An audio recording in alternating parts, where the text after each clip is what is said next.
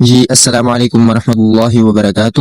جمعیت علماء اسلام کے ہر خبر سے باخبر رہنے کے لیے آپ کا ہمارے ساتھ ہونا بہت ضروری ہے۔ ہم کوشش کرتے ہیں کہ ہر پیچیدہ بات کو سادہ اور سچے انداز میں آپ تک پہنچائیں۔ ایسی ہی مزید معلوماتی ویڈیوز کے لیے ہماری چینل کو ابھی سبسکرائب کریں۔ تو چلیے سٹارٹ کرتے ہیں۔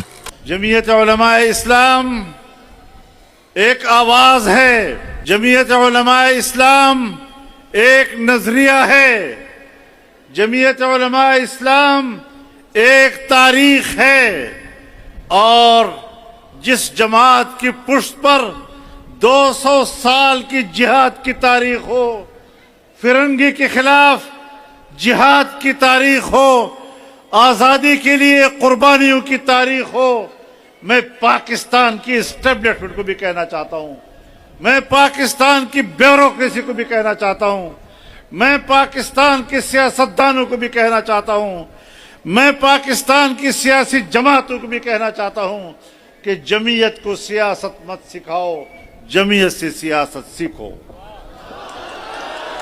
نعرہ تکبیر! جمعیت علماء اسلام جمعیت سے ٹکراؤ گے، جمعیت سے ٹکراؤ گے۔ لیکن جمعیت علماء اسلام کا منشور ہے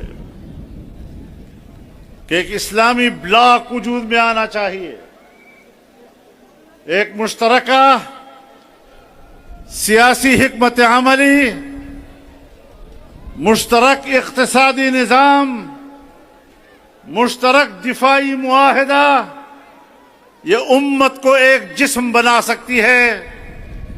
اور جب کوئی اچھا کام ہوا، اگر پاکستان اور سعودی عرب کے درمیان دفاعی معاہدہ ہوا، ہم نے حکمرانوں سے اختلاف کو بھلا دیا اور اس اقدام کی حمایت کی ہے، اس کو مزید آگے بڑھانے کی تمنا کرتے ہیں۔ اور میں بتانا چاہتا ہوں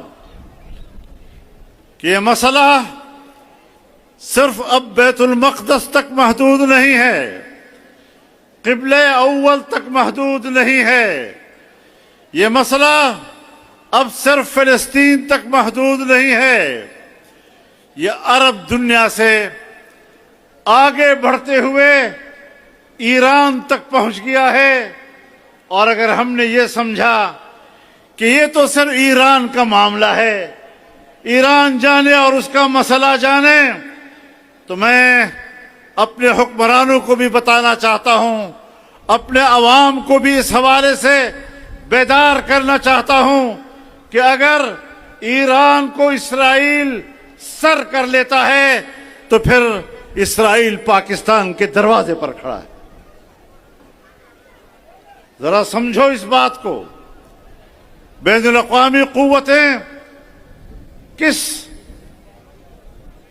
منافقت کے ساتھ، کس ناجائز حربوں کے ساتھ امت مسلمہ کا خاتمہ چاہتی ہے، بیت المقدس پر قبضہ کرنا چاہتی ہے، حرمین الشریفین ان کے نشانے پر ہے۔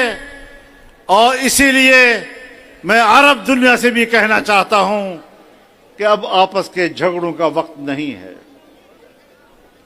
اب امت کے وحدت کا وقت آ گیا ہے۔ اپنی دفاع ایک کرو، اپنا اقتصاد ایک کرو، اپنی سیاست ایک کرو، ہم آہنگی پیدا کرو، کوئی تمہارا دفاع نہیں کرے گا۔ آئیں ایک دفاعی قوت بن کر ہم اسلامی دنیا کو ایک مضبوط بلاک بنائیں اور اکٹھے ہو کر امت مسلمہ کے مفادات کا دفاع کریں۔ من المؤمنين رجال صدقوا ما عاهدوا الله عليه فمنهم من قضى نحبه ومنهم من